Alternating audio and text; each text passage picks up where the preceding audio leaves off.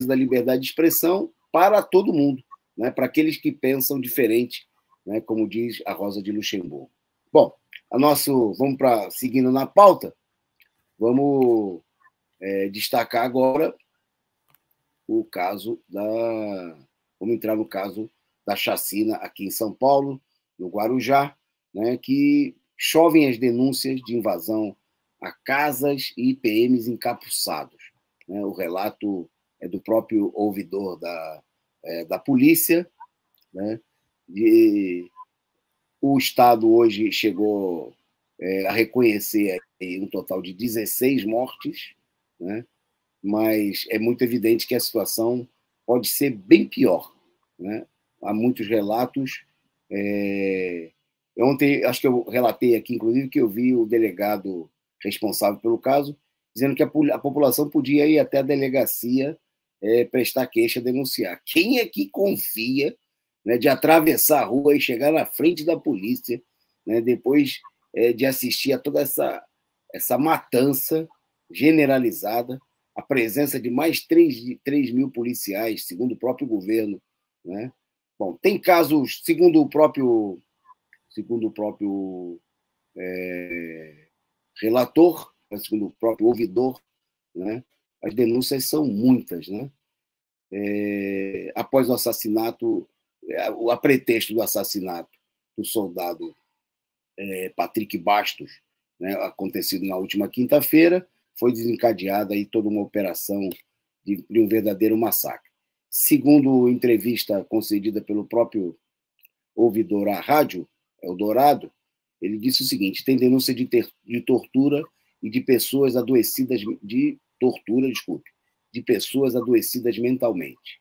Tem denúncia de uma pessoa que estava com um filho de 8 meses no colo e foi entregue para a mãe e essa pessoa foi morta.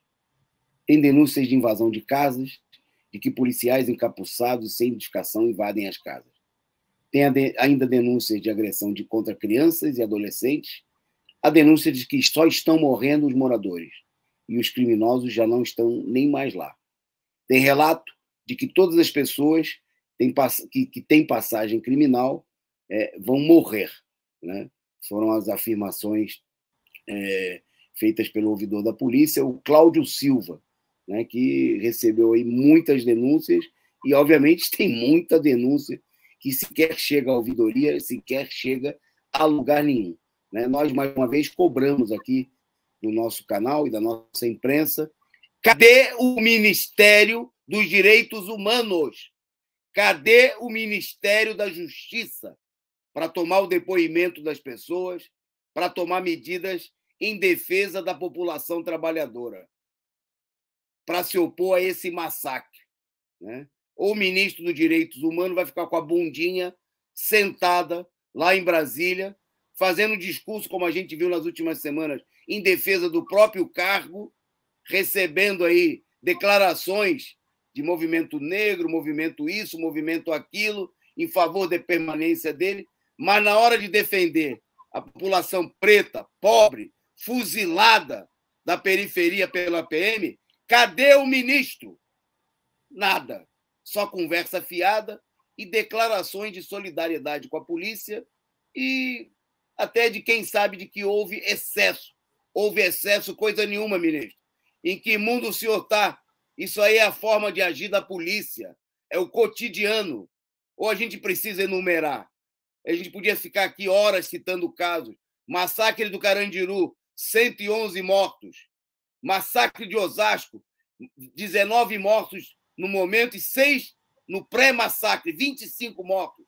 Massacre em Paraisópolis. A polícia cercou 5 mil pessoas num baile, jogou bomba e 9 jovens adolescentes morreram. Por que nós vamos dizer que o que está acontecendo é exceção? Tem uma enormidade. Massacre é o que não falta na lista da Polícia Militar de São Paulo, que segue, e não é o bolsonarismo, vamos deixar claro. Porque o que a polícia está fazendo já era feito pela polícia do PSDB. Ou a gente pode dizer que o bolsonarismo é a continuidade do tucanato, é a continuação da mesma política do PSDB, coisa que o ministro da Justiça coisa que o ministro de Direitos Humanos não tem coragem de dizer, porque eles estão comendo no mesmo prato dos assassinos, daqueles que encobriram toda a política criminosa da PM nos últimos anos, como o governador Geraldo Alckmin, que comandou essa polícia durante 14 anos, ao longo de toda uma sequência de massacres contra a população pobre e trabalhadora do estado de São Paulo. Então, vamos dar voz, denunciar essa situação. Nós vamos falar hoje dos acontecimentos, daqui a pouquinho, dos acontecimentos do Rio de Janeiro, que obviamente mostram que o problema não é só em São Paulo, né? Não é um excesso, não é um caso à parte, né? É o modus operandi, né? É a forma habitual de agir da polícia e dos órgãos de repressão que estão em guerra contra o povo brasileiro. Bom, antes